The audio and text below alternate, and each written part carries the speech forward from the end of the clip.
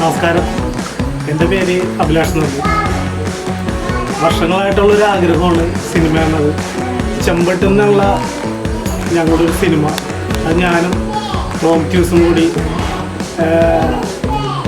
വളരെയധികം സമയം ഇരുന്ന് അതിനെ പറ്റി പല രീതിയിലുള്ള ചർച്ചകൾ അങ്ങോട്ടും ഇങ്ങോട്ടൊക്കെ നടത്തി അതിനൊരു നല്ലൊരു